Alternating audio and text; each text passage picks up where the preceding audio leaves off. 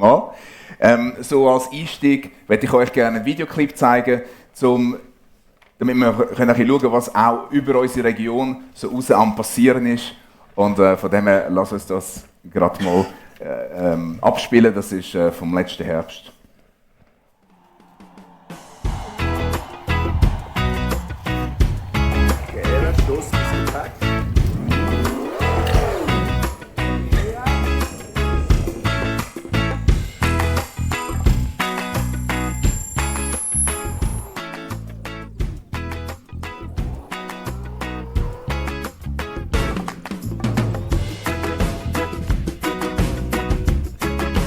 Das schmeckt alles nach Bayern.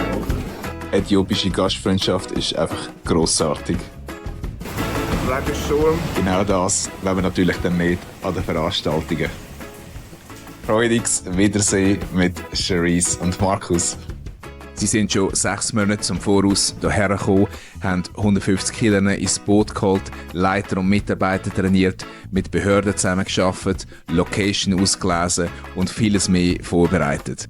Am nächsten Tag geht's los an die Arbeit, Stadion ausmessen, Toiletteninfrastruktur, letzte Briefings mit wichtigen Schlüsselpersonen. Music or the marching band. I don't care what kind of music, but Oh, let's put our hands out to these events. Während der ganzen Zeit gehen Teams von Evangelisten in die ganze Stadt raus, um einzuladen. Hello. Bei allem haben wir schwer bewaffnete Security. Hier ist die Begleitung vom Kalender, den Markus organisiert hat. Auch auf dem Feld wird alles von Armee und Polizei bewacht. Kurz vor dem Soundcheck, wenn wir alles fertig einrichten. Das ist die Band.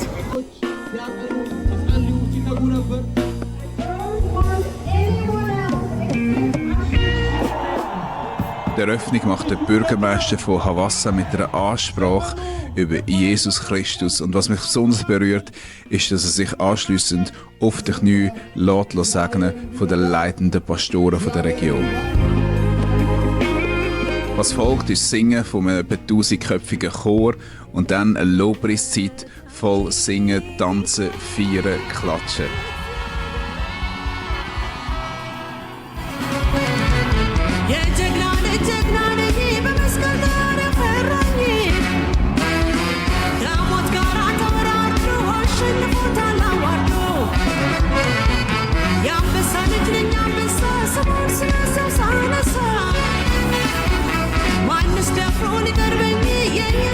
Die äthiopische Musik ist ein bisschen speziell. Musiker mich noch kurz einführen in spezielle Skalen und Musikstil von äthiopischer Musik. Sita Minor. Ja. Sita. C, Ja. D, D, E flat, E flat, G, G, A flat, A flat, C. C.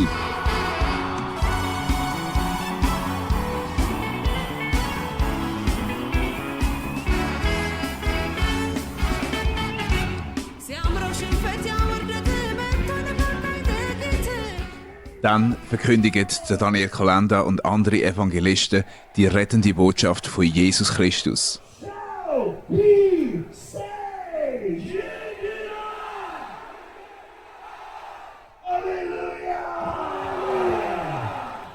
Tausende von Leuten übergeben ihr Leben Jesus. Viele lösen sich zudem von Hexerei und Zauberei und verbrennen entsprechende Gegenstände oder lösen sich von Sucht, von Drogen und anderen schädlichen Dingen.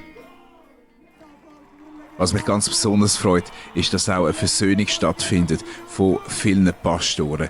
Das wäre vor vielen Monaten noch nicht möglich gewesen. Gott heilt auch viele Menschen. Hier sehen wir, wie jemand aufgrund von einem prophetischen Wort, dass jemand fast nicht mehr laufen aufgrund von einem Autounfall, dass jemand angesprochen worden ist und geheilt worden ist. Ich kann es kaum glauben, er rührt seine Krücken weg. Er ist ein Muslim und jetzt vertraut er sein Leben Jesus an. Wir erleben, wie blinde Augen aufgehen, taube Ohren hören und andere Dinge passieren. Am dritten Abend beten wir spezifisch um Erfüllung mit Heiligen Geist und viele tausend Leute erleben, wie sie mit Heiligen Geist erfüllt werden. So, das wäre die Holy Spirit Night gewesen. Ja. Markus, Das war, uns fehlen die Worte. Ja. ja. Dann findet eine Pastorenkonferenz statt, wo wir Gelegenheit haben, ungefähr 3000 Pastoren und Leiter zu dienen.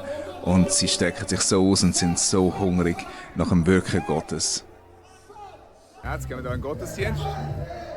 Am Sonntagmorgen habe ich noch Gelegenheit, in einer der vielen lokalen Kirchen zu predigen. Und das ist ein einzigartiges Erlebnis.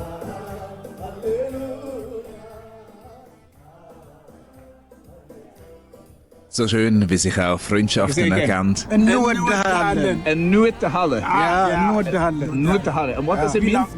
We love you. We love you. That means we love you. Noorderhalle.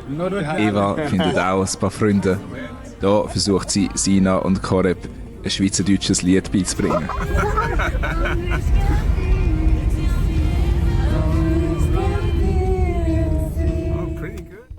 Am letzten Abend von der Evangelisation kommen dann über 120'000 Leute zusammen. Über 10'000 geben ihr Leben Jesus. Es ist einfach unfassbar. Und Gott gehört alle Ehre und allen Dank für das.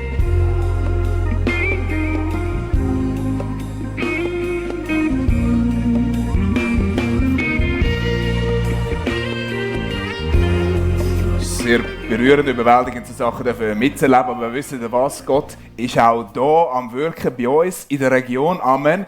Ich habe gesehen, was möglich ist, wenn einfach Gemeinden, wenn die Christen von einer Region anfangen zusammenstehen, auch wenn man gewisse Sachen verschieden sieht. Ich kann euch sagen, zum Beispiel die Einladung für die Pastorenkonferenz, hat man verschiedene Titel geben, weil die einen dann denken, ja, Fire Conference, das können wir nicht.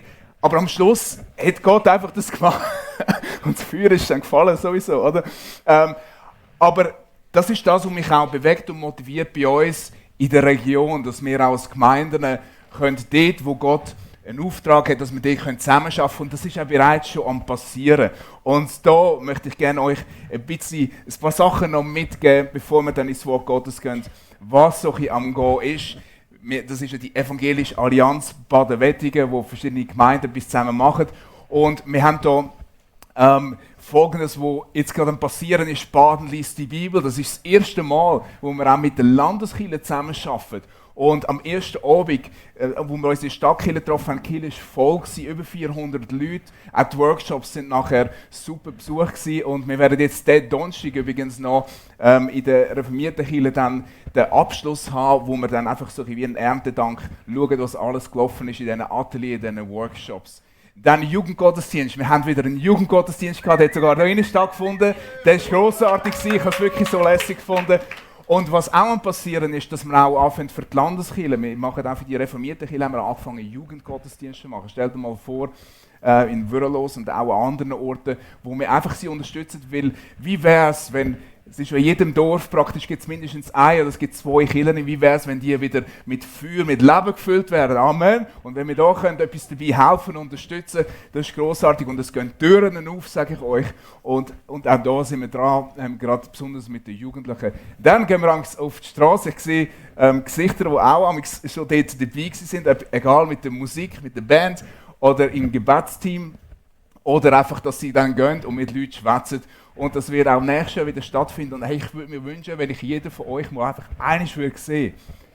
Egal, ob du dich als Evangelist oder Evangelistin siehst, egal, aber es tut so gut, mal müssen zu überlegen, okay, wieso glaube ich überhaupt, was ich glaube. Und da kommst du manchmal ins Gespräch mit Leuten und da kommst du Fragen über, wo du denkst, ah ja, das ist wirklich noch interessant. Es tut einem so gut und auch dort, das können wir jedes Mal finden, die Leute zum Glauben an Jesus. Es ist wirklich ein Hunger da. Und dann haben wir auch für das nächste Jahr, da könnt ihr euch schon mal notieren, wir machen wieder einen Allianz-Gottesdienst und wir haben endlich mal eine Location gefunden, wo wir am Morgen auch uns treffen können. Genau, da haben wir wirklich Freude. Am Sonntag, 18. Januar, um 10 Uhr, und zwar in der katholischen Kirche Ennebaden. Lasst euch nicht abschrecken davon, wie es aussen aussieht. Innen wird es einen grossartigen Gottesdienst geben. Und auch dort, wenn du ein Herz hast, gerade für Allianz, dann habe ich 2 Sachen. Das eine ist, bei mir auf dem Büchergestell fallen immer wieder Bücher runter. Und ich sollte unbedingt einen Buchhalter haben. Ich will nur schauen, ob ihr zuhört. Aber jemand, wo einfach ehrenamtlich, es gibt nicht viele Buchungen, 2 Meetings im Jahr, wer da sagt, hey, ich kann mir vorstellen, da mitzuhelfen, komm doch nach dem Gottesdienst auf mich zu. Das wäre grossartig, dass wir jetzt nächstes Jahr so weiterfahren können. Und Fürbitteteam. Gott hat uns da ein paar Sachen aufs Herz gelegt, wo wir in der Fürbitte werden angehen für die Region. Und das muss man eigentlich Fürbitter nicht sagen, aber frag bitte zuerst Gott, ob er dir einen Auftrag gegeben hat für das. Und wenn ja, dann komm doch bitte auch auf mich zu. Du kannst entweder nach dem Gottesdienst oder du kannst auch michael.rupen@gzb.ch schreibst mir einfach ein Mail. So, das wäre Werbespot von der Allianz, aber ich glaube, dass Gott wirklich auch da Dinge am Vorbereiten ist.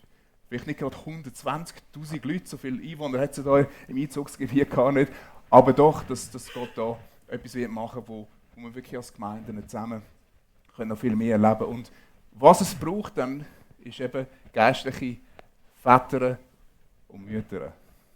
Geistliche Väter und Mütter. Und ich möchte mit euch gerne eine Stelle teilen, wo es genau um das Thema geht. Und lesen 1. Johannes 2, 12 bis 14. Ich schreibe euch, ihr Kinder, weil euch die Sünden vergeben sind, um seines Namens willen. Ich schreibe euch, ihr Väter, weil ihr den erkannt habt, der von Anfang an ist. Ich schreibe euch, ihr jungen Männer, weil ihr den Bösen überwunden habt. Ich schreibe euch, ihr Kinder, weil ihr den Vater erkannt habt. Ich habe euch geschrieben, ihr Väter, weil ihr den erkannt habt, der von Anfang an ist. Ich habe euch geschrieben, ihr jungen Männer, weil ihr stark seid und das Wort Gottes in euch bleibt und ihr den Bösen überwunden habt. Himmlischer Vater, ich danke dir vielmals für dieses Wort, das einfach so wirkungsmächtig ist. Und danke, dass es auch wirkt heute Morgen. Danke, dass du durch deinen Geist auch zu jedem wirst reden, egal wo wir stehen in dieser Reise, von dem Leben der Reise mit dir. Ich bitte dich einfach um dieses Reden. Zu deiner Ehre und unserer Freude. Amen. Wir sehen hier 3 Kategorien in dieser Stelle. Und zwar ist mal die Rede von Kind, dann ist die Rede von Jugendlichen und es ist die Rede von Vätern. Und da können wir auch Väter und Mütter das so beschreiben. Und es geht nicht ums Alter, sondern es geht um eine geistliche Entwicklung. Eine geistliche Entwicklung von Kind, vom geistlichen Kind zum geistlichen Jugendlichen, zu geistlichen Vätern und Müttern. Und es ist ja so, wie auch sonst im Leben, du kannst das nicht einfach überspringen. Du kannst nicht sagen, ja, das interessiert mich nicht, so ein geistliches Baby, ein geistliches Kind sein, das ist nicht für mich. Ich steige gerade ein als Teenager oder am besten gerade schon als Erwachsener, als geistlicher Vater und Mutter. Sondern es ist eine Progression, wo wichtig ist, dass man jede Station kennt. Und man kann es nicht einfach übergumpen, aber gleichzeitig werden wir auch sehen, dass es etwas ist, was sich trotzdem immer wieder wiederholt. Wo man auch merkt, hey, in diesem Bereich, da bin ich jetzt wirklich noch geistliches Baby. Und in anderen Bereichen bin ich schon bereits fähig, anderen weiterzuhelfen. Und ich kann dir sagen, das ist so ein wichtiges Thema, weil die Gemeinde, Kreuzpunkt, aber auch die Region, die braucht einfach geistliche Väter und Mütter, die für andere da sein und andere anleiten. Und da möchte ich mit euch gerne die 3 Stationen anschauen. Mal das erste, oder mal kurz die Übersicht. Genau, geistliche Kinder erstens, zweitens geistliche Jugendliche und geistliche Väter und Mütter. Schauen wir mal das erste an. Weil euch die Sünden vergeben sind, um seines Namens willen.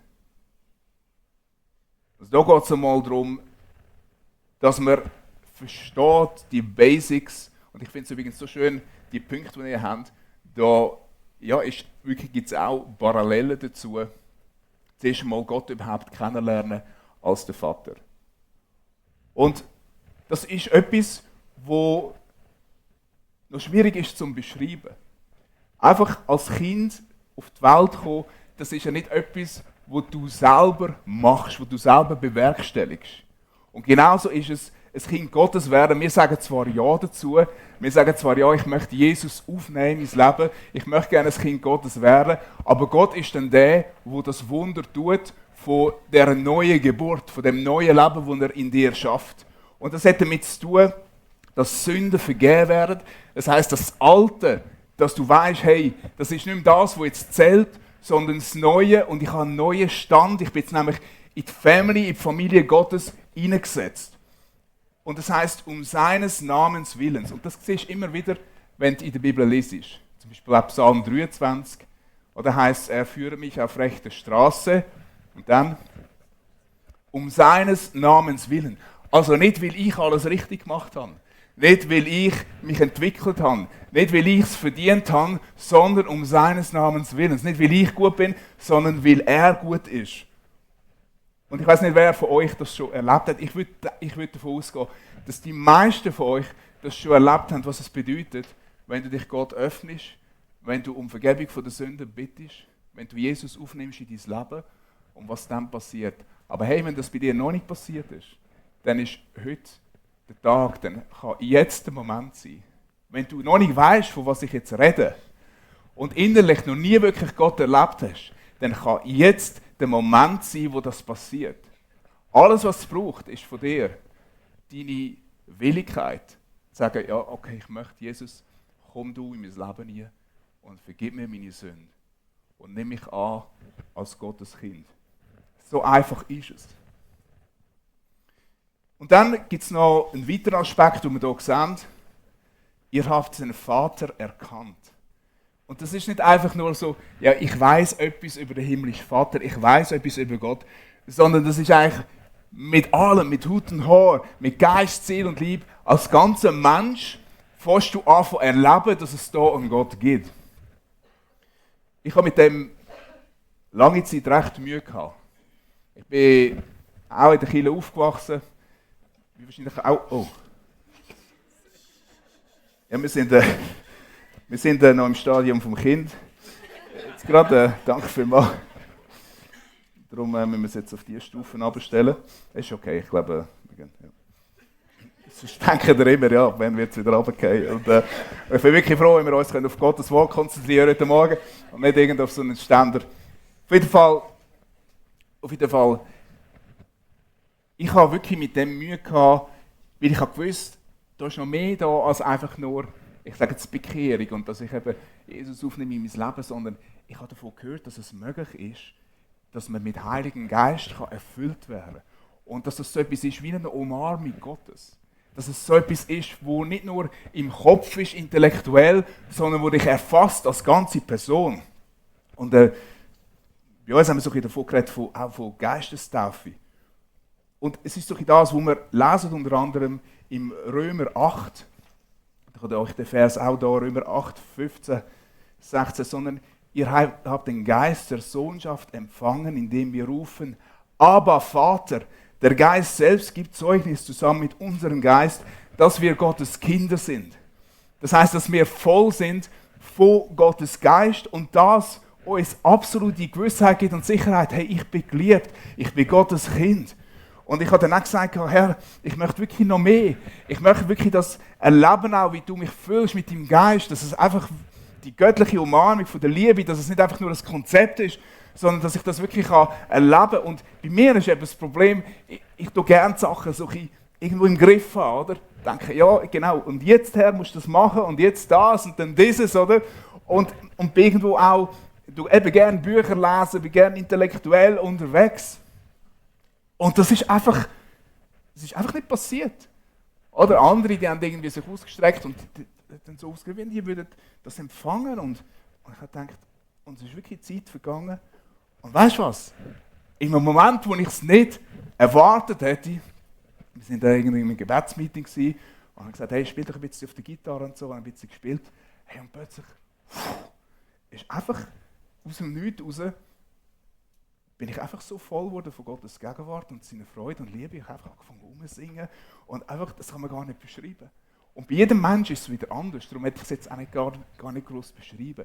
Aber ich möchte sagen, wenn das für dich, die Realität Gottes, einfach nur gedanklich ist und dich noch nie erfasst hat, hey, ich bitte dich, dass du dich ausstreckst nach dem, bis es hast. Weil Jesus sagt, wenn wir Gott bitten um seinen Geist, dann wird er uns nicht irgendeinen Stein geben, sondern er wird es uns geben. Von dem her klopf an. Ich bitte dich, auch heute Morgen, wenn wir weitergehen im Worship, ich bitte dich, streck dich einfach aus und sag, hey, ich möchte wirklich empfangen. Ich brauche eine Umarmung von dir. Ich bitte dich einfach, füll mich mit deinem Geist. Amen. Hey, habe ich immer noch 30 Minuten Zeit? Irgendwie der Countdown geht nicht runter. Ja, ich halte mich dran. Das, was ihr mir vorgehabt habt. Aber, genau. Das wäre das Erste. Das wäre das Erste. Und das können wir so zusammenfassen in dieser geistlichen Kindschaft. Hey, bevor wir etwas leisten, das ist das nächste Slide. Bevor wir etwas leisten, werden wir als Kinder Gottes angenommen.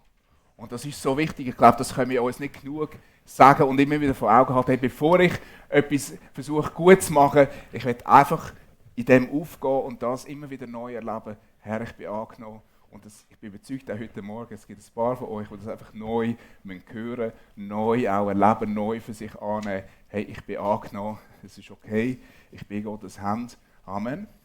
Amen. Das ist das Erste. Dann das Zweite. Geistliche Jugendliche, geistliche Teenager. Da geht es darum, Standfestigkeit überzukommen. Ihr jungen Männer, ihr seid stark. Das Wort Gottes bleibt in euch. Und ihr habt den Bösen überwunden. Das Wort hier von bleiben, das ist wirklich dauerhaft Wohnung einnehmen. Und dass man dann aufgrund von Gottes Wort, weil man das anfängt mehr und mehr einnehmen und das anfangen lesen und verstehen. Und nicht, dass wir uns missverstehen. Also ich liebe das Wort Gottes und ich lese das Wort Gottes. Und von dem her kommt das auch, dass man sagt, hey komm, und das hören wir immer wieder und schauen wir immer wieder, hey, lass das zu einer Gewohnheit werden, find irgendeinen Weg, wie du den Tag kannst anfangen mit Gottes Wort, find irgendeinen Weg, irgendwo, auch wenn es nur ein Vers ist, find irgendeinen Weg, dass du kannst wirklich jeden Tag Gottes Wort aufmachen, Gottes Wort essen, weil das ist das, was dir dann wird helfen mit der Standhaftigkeit. Weil, und das ist das, was einem oft gar nicht gesagt wird. Das ist so ein Kleindruck dynamics im christlichen Vertrag. Oder? Als Baby nimmt man vieles einfach grossartig wahr, als geistliches Baby. Und es ist auch so, wenn du Kind hast, Kleinkind, dann schaust du schauen, dass ihnen nichts passiert, du alle Steckdosen abkleben und du immer, wenn sie schreien, gibst du ihnen zu essen und so weiter. Und das ist wunderbar, als Baby. Aber irgendwann kommt eine Zeit, wo du merkst, hey, jetzt kommen Auseinandersetzungen, Sachen, finsteres Tal, wo du durchgehst. Und das ist das, was ich vorher auch beim Vorstellen angesprochen habe. Hey, gerade auch wenn es um die eigene Familie, die eigenen Kinder geht, wenn es um dein eigenes Leben geht, hey, da können Sachen auftauchen, wo du denkst, hey, wie ist das überhaupt möglich? Oder ich bin mein Leben lang in die Kirche gegangen. Meine Frau ist eine Pastorentochter. Wie ist es möglich, dass man so Spannungen und massive Probleme bekommen in der Ehebeziehung? Das hat einem niemand irgendwo gesagt. Oder mit dem Kind. Was da passieren kann, wo du irgendwie in Sachen reingeratest, die du dir nie hättest ausmalen können. Ja, weißt, ab und zu bin ich an dem Punkt gewesen, wo ich dachte, hey, ich muss aufhören.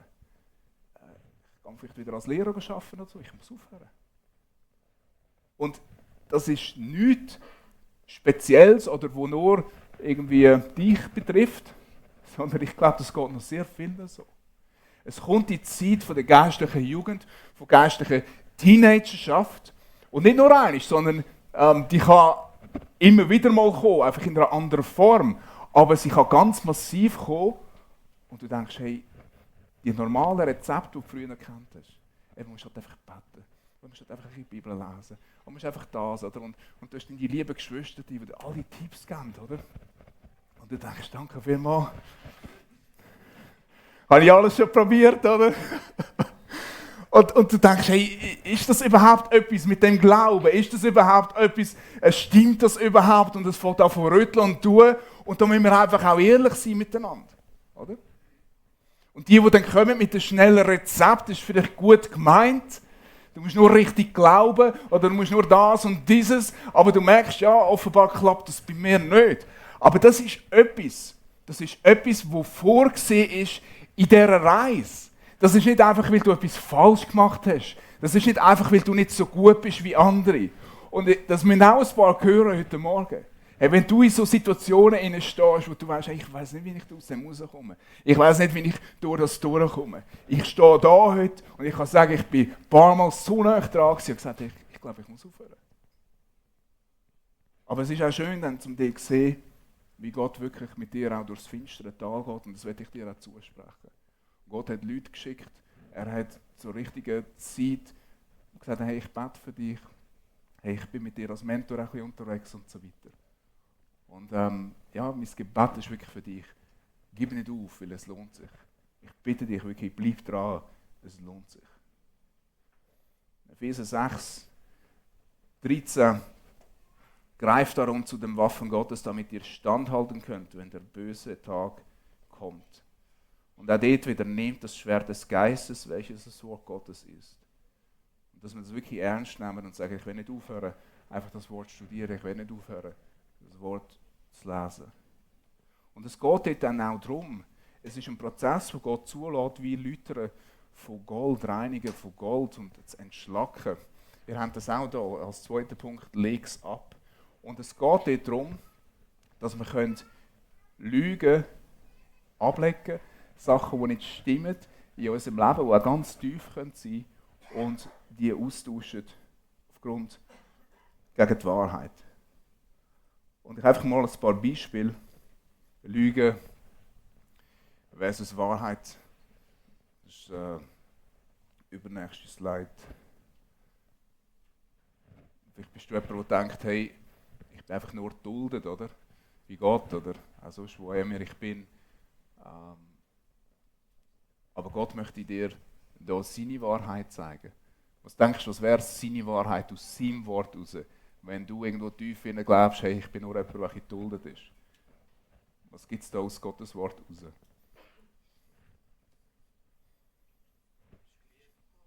Hey, du bist geliebt, ja. Oder? Oder was?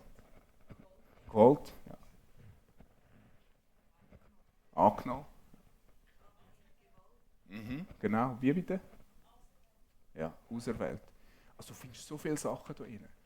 Und wenn die Wahrheit wirklich in unser Herz hineinsinkt und die Lügen dann rausgehen, dann wirst du merken, dass plötzlich die Finsternis, all das dass es dir nicht mehr so viel anhaben kann. Oder noch ein weiterer Satz, hey, ich muss mich beweisen, oder? Das ist auch so etwas. Ich muss etwas leisten, oder? Und was sagt die Bibel dazu?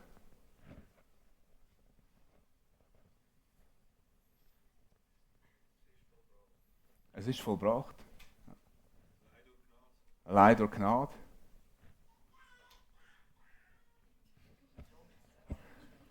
Kann das jemand übersetzen? Ich habe das Gefühl, das ist wirklich irgendwie so.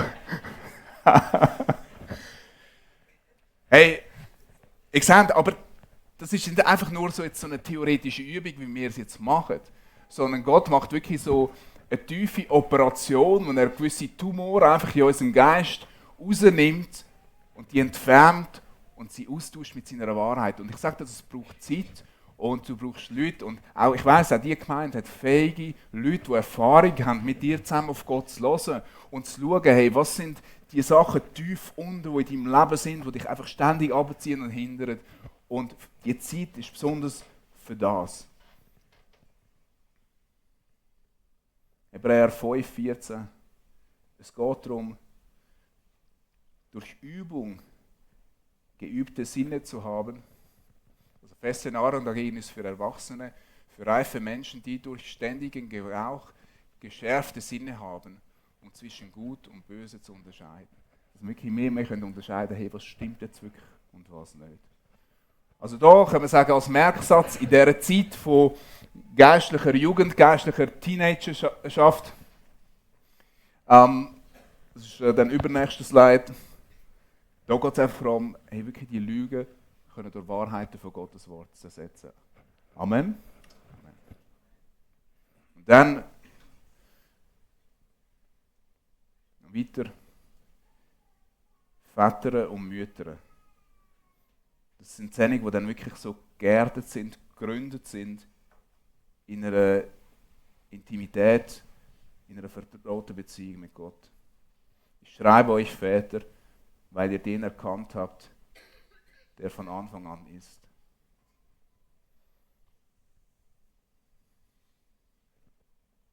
Der von Anfang an ist, der Alpha und der Omega, wer ist das? Ich habe kein Preisli, aber das ist vielleicht eine zu einfache Frage, vielleicht ist das eine Beleidigung für viele von euch, aber wer ist der Alpha und der Omega? Der Anfang und das Ende? Jesus, ja.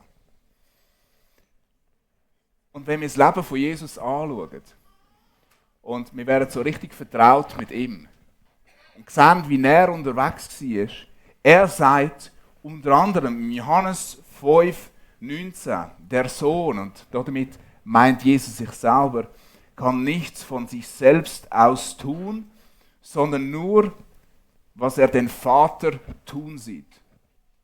Denn was dieser tut, das tut gleicherweise auch der Sohn, denn der Vater liebt den Sohn und zeigt ihm alles, was er selbst tut.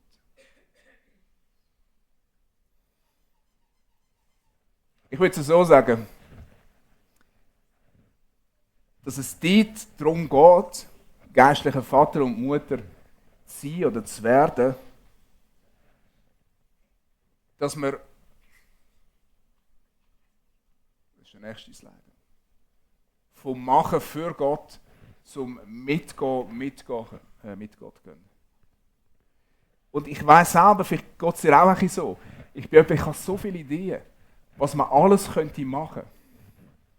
Und ich kann mir nicht vorstellen, irgendjemand pensioniert zu sein oder irgendetwas. Ich kann mir das...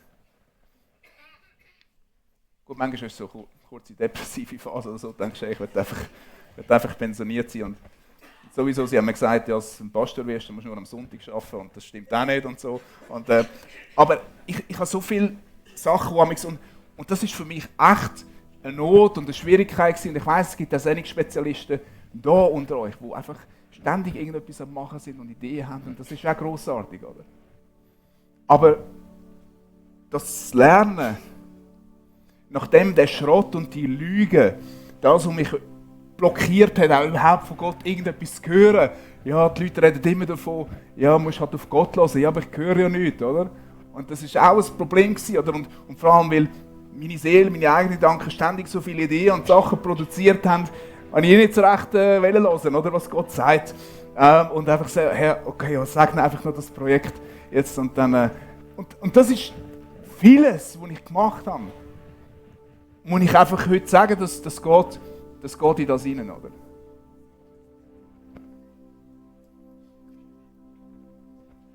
Und Gott hat schon gleich das irgendwie noch genutzt und etwas daraus gemacht, aber wenn ich merke, so vieles ist einfach aus mir selber raus gewesen. Ich habe versucht, Menschen zu helfen. Ich habe so viel Zeit verbracht mit Gesprächen und so. Und nachher haben sie wieder gemacht, was sie wollen, oder? Und du hast gedacht, was bleibt eigentlich Führung an bleibender Frucht, oder?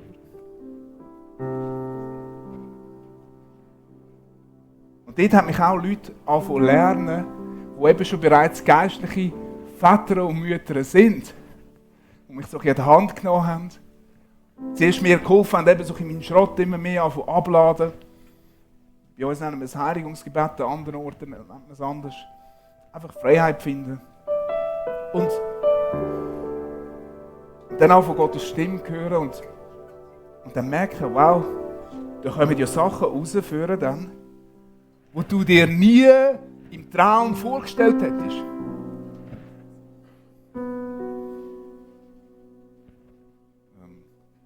wirklich orientieren schnell so. Wie viel? Ist nicht viel.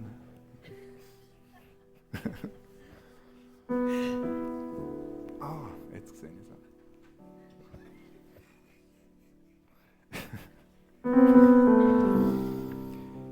Beim Gebet war und Gott sagt, oder einfach der Eindruck, hey, Leute den Pastor an in Indien und frag, was der auf dem Herz hat. Und ich habe den nicht gekannt, aber einfach irgendwie über das Missionsteam schon von dem gehört. Und dann Leute den Mann fragen und er hat gesagt, hey, bei uns kommen so viel zum Glauben in den Dörfern, aber wir müssen unbedingt Leute ausbilden, Pastoren ausbilden, wir müssen sie Schulen eben in Gottes Wort unterweisen. Und ich so, ja, und was würde das bedeuten?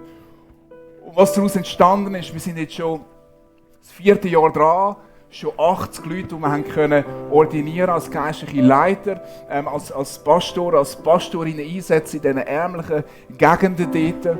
Und du kommst immer wieder an Situationen her, wo du denkst, Herr, ich weiss nicht weiter.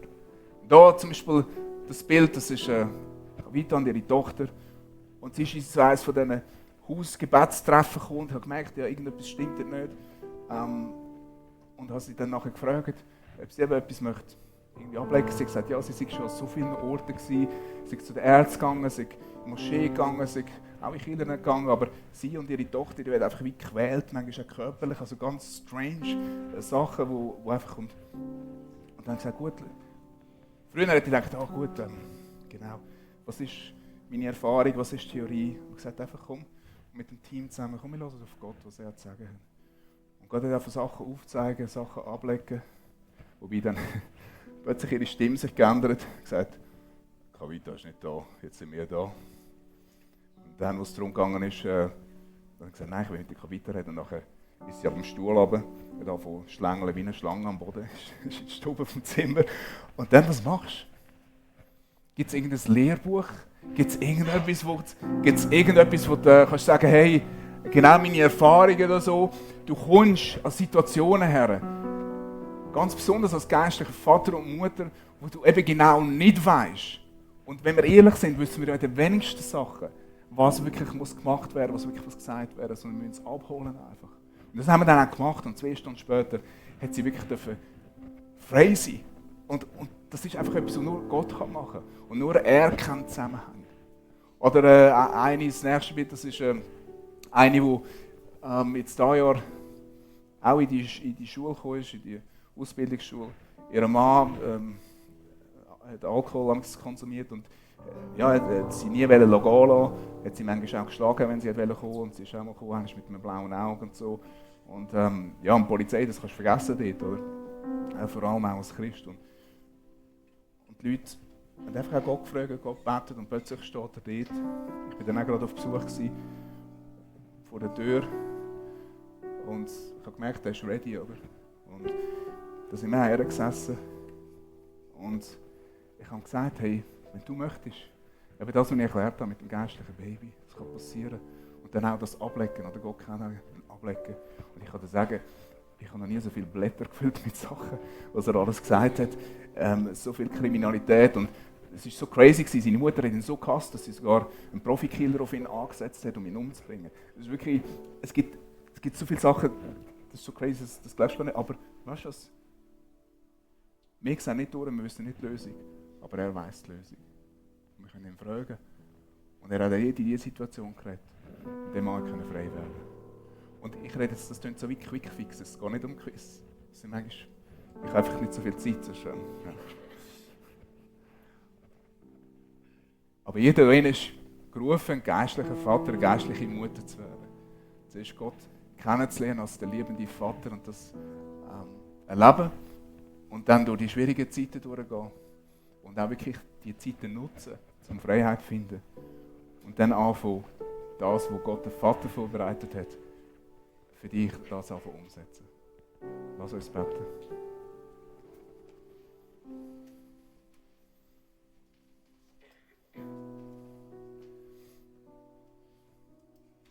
Himmlischer Vater, ich danke dir vielmals für die Gemeinde, ich danke dir für all die Leute, die heute da sind. Und ich bitte dich einfach für die wirklich dich kennenlernen als der liebende Vater, als der sie füllt mit seinem Geist und sie umarmt. Ich bitte dich, dass du Leute heute Morgen einfach deine Umarmung schenkst, Herr. So wie sie sich ausstrecken zu dir.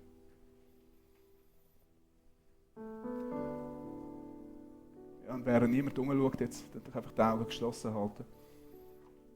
Heb doch einfach kurz deine Hand auf, wenn du wie zum Gott signalisieren. Hey, ich möchte wirklich die Umarmung haben. Ich möchte wirklich umarmt werden von dir, himmlischer Vater. Füll mich mit deinem Geist. Dann heb doch einfach kurz deine Hand auf, einfach als Zeichen. Danke, wer ist da? Danke. Und du kannst einfach das entweder jetzt im Worship machen und das auch empfangen. Oder du kannst auch zum Gebetsteam gehen, das dir bei dem Kreuz ist und sagen, könnt ihr mir Hände auflegen, könnt ihr bitte mit mir beten. Und Herr, ich bitte dich auch alle, die durch finstere Zeiten gehen, dass du ihnen Männer und Frauen, geistliche Väter und Mütter zur Seite stellst, die ihnen wirklich zur Seite stehen. Und dann bitte ich dich für jedes Einzelne, dass du geistliche Väter und Mütter aus jedem Einzelnen da machst und uns auch zeigst, um wer können wir uns kümmern. Wem sollen wir vielleicht heute ein WhatsApp schreiben? Wer sollen wir vielleicht heute einladen? Ich möchte dich einfach bitten. Lass uns einfach still sein. Und du kannst jetzt eigentlich sagen, himmlischer Vater, du kannst für dich beten, bitte red du jetzt.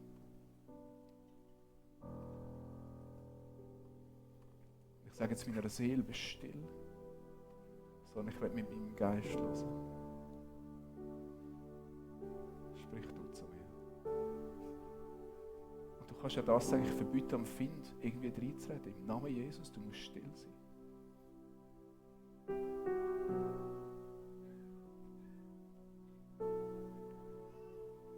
Und los, was er sagt.